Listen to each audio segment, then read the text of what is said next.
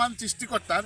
আমরা আজকে এসেছি টুনারুঘাট উপজেলার জিকুয়া ব্লকের একজন সম্মানিত উপসহকারী, আমাদের এই এলাকার সুনামধন্য মিস্টার ফারুক আহমেদ ভাইয়ের জমিতে। উনি ওনার 40% জমিতে আমাদের লাল তীরের হাইব্রিড ব্রোকলি গ্রিন কুইন চাষ করেছেন। তো বরাবরই আমরা দেখতে পাচ্ছি বিগত বছরগুলোতে উনি উচ্চ মূল্যের সবজি এই এলাকা টোটাল বাংলাদেশের মানুষদেরকে, কৃষকদেরকে উনি বরাবরই উচ্চ মূল্যের সবজি চাষে উৎসাহ করার জন্য নিজেও উৎপাদন করেন, পাশাপাশি ওনার পরামর্শ থাকে।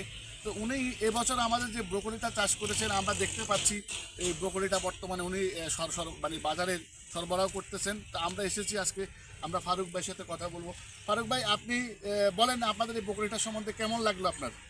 এই ব্রুকলিটা তো আমি খুবই ভালো, খুবই ভালো। খুবই ভালো এবং অতি অল্প খরচে আচ্ছা, অল্প আচ্ছা। সময়ে ব্রুকলিটা আমি বাজারে ফারুক ভাই, আপনাদের জমির পরিমাণটা কতটুকু ছিল? ওই পয়েন্টটা এদিকে এই যে জমিটা আছে এটা যে মাঠটাতে আমরা দাঁড়িয়ে আছি, আচ্ছা, আচ্ছা। এটা 40 শতক। 40 আর শতক।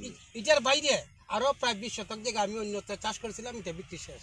আচ্ছা, এই 40% জমিতে চাষ করতে যে আপনার খরচ হয়েছে কত আনুমানিক? 40% জমিতে চাষ করলে খরচ অনুমানিক সর্বোচ্চ 20,000। সর্বোচ্চ 20,000 টাকা। তো আমরা যেটা দেখতে পাচ্ছি যে এখন যে আপনি প্রথম এই পর্যন্ত বিক্রি করেছেন প্রায় হলো কত কেজি? প্রায় 200 কেজির মতো বিক্রি হয়েছে।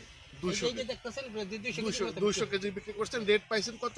রেট পাইছি 30 টাকা কেজি। 30 টাকা। তাহলে কত হলো টোটাল এই পর্যন্ত আসলে আমাদের মানে উৎপাদন, মানে কত টাকা বিক্রি হয়েছে এই পর্যন্ত? তাহলে তাইলে 2000 কেজি 2000 কেজিতে 30 টাকা করে হইলে অন্তত 60,000 টাকার কাছাকাছি। 60,000 টাকার কাছাকাছি। আর 60,000 টাকা আপনি বিক্রি করেছেন এবং এটা বিক্রি খরচ নাই, বিক্রি বিক্রি খরচ খরচ নাই, কারণ বিভিন্ন প্লেসে বিভিন্ন ওই বড় বড় আভিজাত হোটেলগুলো সালাদ হিসেবে ব্যবহার করে।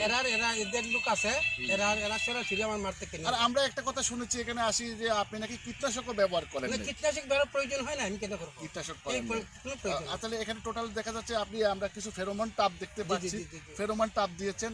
জি। তো কৃষকদের মানে আপনি এই যে বাজারে তো আপনি ফুলকপিও চাষ করেন। জি। বাজারে বর্তমানে দেখা যাচ্ছে ফুলকপির দামটা অনেকাংশে কমে যায়, কম। তখন আমাদের কৃষকরা ক্ষতিগ্রস্ত। জি। আপনি একজন সরকারি কর্মকর্তা হিসেবে আপনি সবসময় কৃষকদের ধারে থাকেন, কৃষকদের পাশে থাকেন।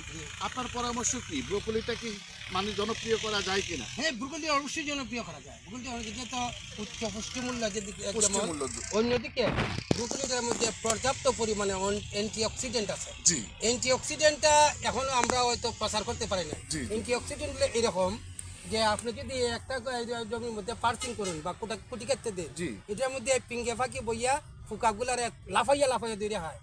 অ্যান্টিঅক্সিডেন্ট হলে এমন একটা জিনিস যেটা ওই যে রোগ জীবাণুগুলা অহরহ আমাদের শরীরে ঢুকতেছে, আক্রমণ করতেছে, এই অ্যান্টিঅক্সিডেন্টটা লাফাইয়া ধইরিয়া যে রোগ জীবাণুগুলা ধীরে জি, আমরা নিরোগ থাকতে হইলে, জি। সুস্থ সবল থাকতে হলে, নিরোগ থাকতে হইলে আপনি কিন্তু আমরা আরেকটা কথা শুনেছি, ব্রোকলির মতো রঙিন অল্প বয়সে বার্ধক্য ঠেকাইতেও নাকি ব্রোকলি খুব হ্যাঁ, ভালো কাজ হ্যাঁ, করে। হ্যাঁ। যে আপনার চেহারায় বলতেছে যে আপনি ব্রোকলি খাচ্ছেন, আপনার বার্ধক্য আমার অনেকাংশে চেহারা তো কমে ভালো যাচ্ছে। রাখতে। আমরা সম্মানিত দর্শকবৃন্দ, আমরা ফারুক ভাইয়ের কাছ থেকে অনেক কিছু শিখলাম। আমরা চাই উচ্চ মূল্যের সবজিগুলা চাষ আরও বাড়ুক, কৃষক তাদের খাদ্য পাশে, আমাদের দৈনন্দিন খাদ্য পাশে আমরা যদি এই নিত্য নতুন সবজিগুলা চাষাবাদ বাড়াইতে পারি, তাহলে আমরা অর্থনৈতিকভাবে লাভবান হব। ব্রোকলি এখনও জনপ্রিয় হয় নাই, অনেকটাই আমাদের শহর কেন্দ্রিক। আমরা চাই গ্রামগুলোতেও আমরা আস্তে আস্তে ব্রোকলি চাষ সম্প্রসারণ করতে। এলটি গ্রিন কুইং তারই একটি অভাবনীয় সাফল্যজনক জাত। আমরা চাই ভবিষ্যতে এই এলাকার কৃষকরা আরও ব্যাপক হারে ব্রোকলি চাষ করবেন এবং কৃষক স্বাবলম্বী হবেন। তার কারণ বাজারে ফুলকপির দাম অনেকাংশে সিজনের শেষে কমে যায়, যেটা ফারুক ভাইয়ের সাথে কথা বলাতে আমরা বুঝতে পেরেছি যে অনেকটা কৃষক ক্ষতিগ্রস্ত হয়। যদি কৃষক তাদের ফসল বিন্যাস করেন, উপজেলা কৃষি কর্মকর্তা এবং আমাদের উপজেলার ব্লকগুলোর উপসহকারী কর্মকর্তার মধ্যে সাথে পরামর্শ করে তারা উচ্চ মূল্যের সবজিগুলা কখন কোথায় চাষ করবেন যদি পরামর্শ নিয়ে করে থাকেন, তাহলে আমাদের এই যে দর পতন এটা ঠেকাতে পারবে অনেকাংশে এবং কৃষক লাভবান হবেন। আমরা সেই প্রত্যাশায় ফারুক ভাইয়ের কাছ থেকে বিদায় নিচ্ছি। ধন্যবাদ ফারুক ভাই আপনাকে। আসসালামু আলাইকুম।